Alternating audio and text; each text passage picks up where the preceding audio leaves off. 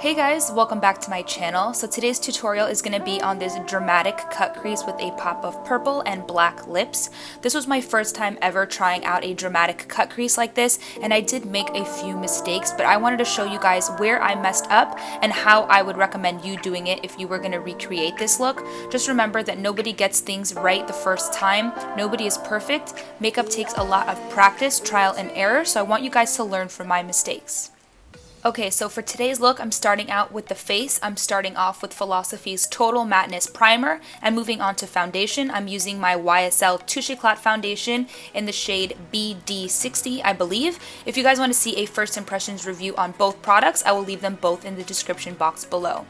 Next, I'm quickly going to be filling in my brows with the Anastasia Dip Brow Pomade in the shade Dark Brown and their number 18 brow brush, and I'm just lightly filling in my brows and giving them some definition.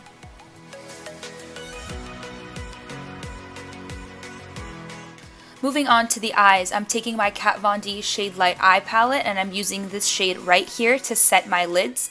I'm taking it with my Sonia Kashuk brush that I always use, and I'm placing this all over my lid from lid to brow bone. And then I'm going to go ahead and take this shade right here, this kind of like nectar shade, and I'm going to be placing this into my crease with a big fluffy blending brush, and I'm making sure to just wing it out slightly in the outer corners.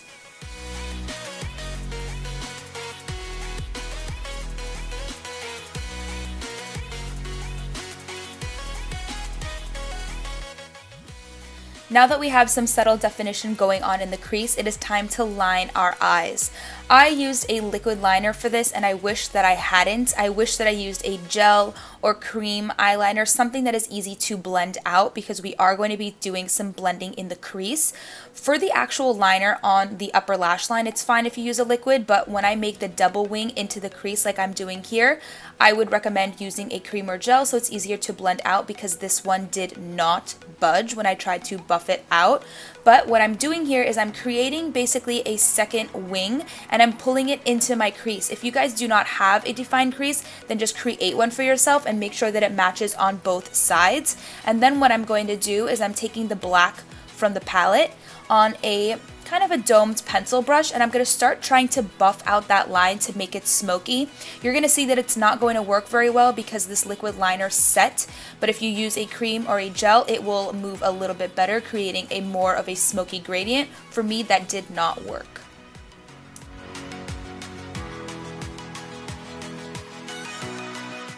Next, with this peach shade again, I'm taking my 228 brush by Zoeva and I'm buffing this into the crease. I want to make sure that it's not just a black smokiness going on in the crease. I want to marry that back into the color that we buffed into the crease earlier so that there's a nice gradient effect. Obviously, that's what we're always trying to do, create a gradient of shadows blended into the crease.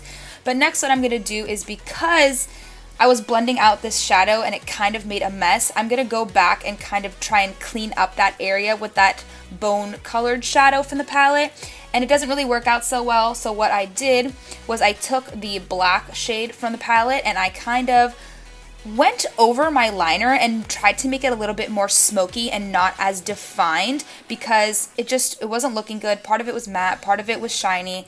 I just wish that I used a matte black gel cream liner. This whole look would have looked a lot prettier, a lot neater, a lot more smoky, and a lot more defined.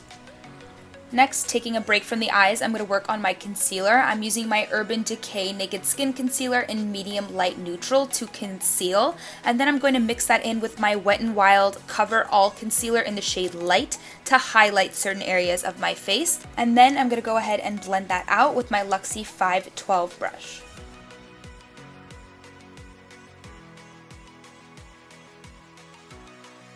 To set that concealer and highlight my face, I'm taking these two shades from the Kat Von D Contour Kit and I'm setting underneath my eyes in an upside down triangle and everywhere else that I place that concealer. So in between my eyebrows, on my forehead, my chin, and the bridge of my nose.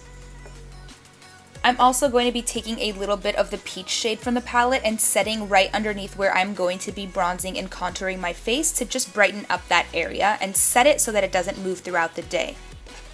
And after that, I'm going to be taking these two shades right here to contour my cheeks. I'm taking it on a big fluffy brush, and I am just taking the product in the hollows of my cheekbones and then on my forehead. I'm not putting the bronzer on my temples because I found that that was kind of closing in my face instead of making it look more lifted and open. And then what I'm going to do is I'm going to contour my nose. This is something that I have been trying out. I've been taking my Bobbi Brown foundation stick in the shade 6.5. I believe the shade is called Almond. I put two little stripes on the tip of my nose and then I blend it upward with my finger, and I kind of just then blend it out with my concealer brush, and it adds a little bit of definition. And then I set it with the same shades that I highlighted my face with, and it just adds a little bit of structure to my nose because I don't like how wide my nose is. And then I also make sure to set very lightly over those lines with those two shades from my contour kit as well. For blush today, I'm using this one by Tom Ford in the shade Savage, and I'm taking that on my Sonia Kashuk blush brush, and I never buff this into my cheeks. I kind of push this product in. It doesn't do well when you kind of swirl it around on your cheeks.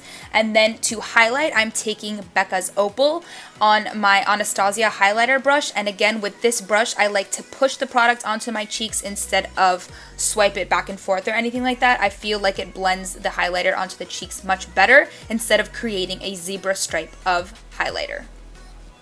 To highlight the bridge and tip of my nose, I'm switching over to a Luxie 229 tapered blending brush. I'm also going to use this brush to highlight the inner corners of my eyes, also with Becca's Opal highlighter.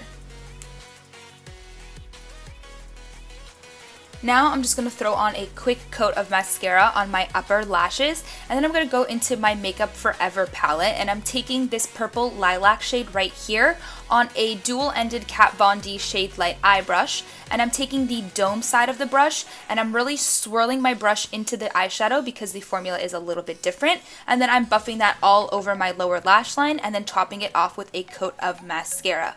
After I'm done coating my lashes with mascara, I'm going to go ahead and put on some lipstick. This is the Katy Kat matte lipstick that came out with Covergirl in the shade Perry Panther. It's just a black lipstick. You guys could use whatever shade of lipstick you want and throw on whatever pair of lashes you want. These are Lily lashes in black, and I'm just placing that onto my lashes, and I'm using the House of Lashes lash glue. I like this one because it is latex free and I am allergic to latex. So I'm just sticking on those lashes and covering up the lash band with a bit of black eyeshadow. So after you finish that step, then we have completed this look. I hope that you guys enjoyed this video and learned something from my mistakes. If you did, then please don't forget to give this video a thumbs up and subscribe for more videos, and I will see you in my next one. Thank you so much for watching. Bye.